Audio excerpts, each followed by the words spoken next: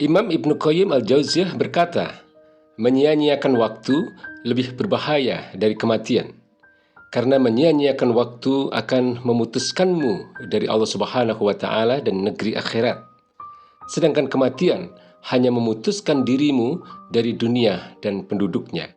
Al-Fawaid halaman 44. Ketika seseorang membuang-buang waktu, berarti dia telah menyia-nyiakan kesempatannya untuk beramal.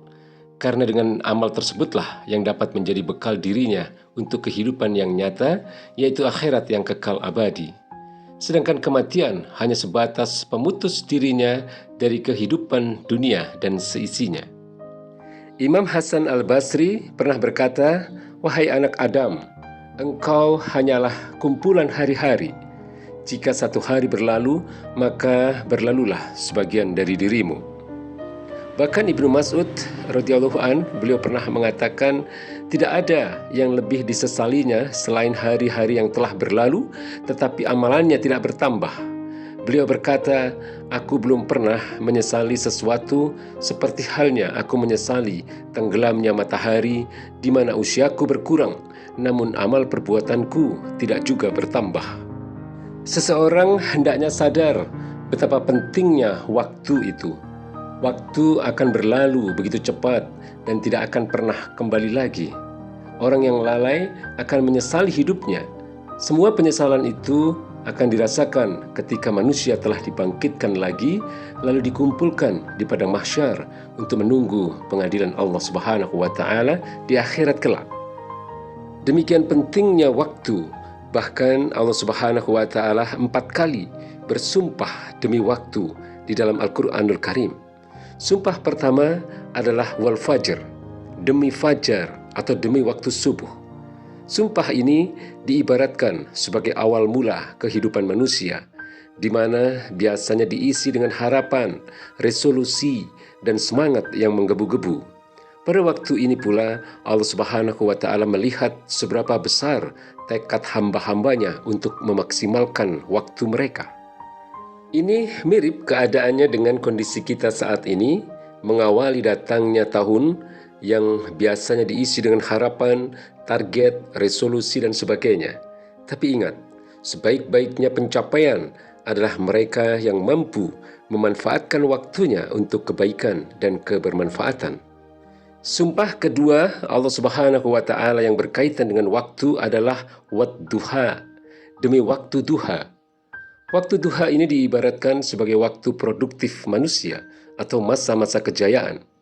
Dalam waktu itu, Allah Subhanahu wa Ta'ala mencoba mengingatkan manusia untuk senantiasa mendekatkan diri kepadanya dan memanfaatkan waktu produktifnya untuk membawa manfaat bagi dirinya, bagi keluarganya, bagi masyarakat, dan terutama bagi agamanya, bagi Allah dan Rasul-Nya. Selanjutnya adalah wal asr, atau demi masa, atau demi waktu asar. Waktu asar biasanya diartikan sebagai waktu untuk istirahat, atau dapat pula dianalogikan sebagai masa tua manusia. Pada waktu ini, dominan manusia mengisinya dengan ratapan, penyesalan, dan kerugian, karena pada masa produktifnya hanya fokus mengejar dunia, kecuali mereka yang beriman dan bertakwa dan senantiasa memprioritaskan waktunya untuk beribadah kepada Allah Subhanahu wa Ta'ala dan untuk berjuang menegakkan hukum-hukum Allah Subhanahu wa Ta'ala dan memberikan manfaat bagi orang lain. Sumpah terakhir Allah yang berkaitan dengan waktu adalah wal-lail, demi malam. Waktu malam diibaratkan sebagai waktu menjelang kematian, di mana melalui sumpahnya ini Allah Subhanahu wa Ta'ala mengingatkan manusia tentang kefanaan dunia dan kewajiban mereka untuk mempertanggungjawabkan seluruh waktu yang telah mereka habiskan semasa hidup di dunia.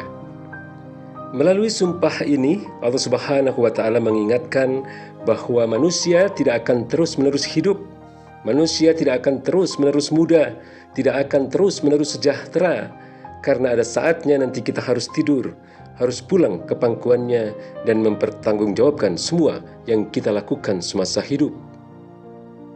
Maka penting sekali bagi seorang manusia untuk bermuhasabah, mengevaluasi diri, dan merenungi apa saja yang telah dilakukan, seberapa besar kebaikan yang telah diperbuat, namun juga terus berpikir seberapa besar keburukan yang telah diperbuat, lalu seberapa besar pula waktu yang disediakan untuk mendekatkan diri kepada Allah Subhanahu wa Ta'ala, dan seberapa banyak waktu yang telah diluangkan dan disediakan untuk memperjuangkan tegaknya agama Allah ini.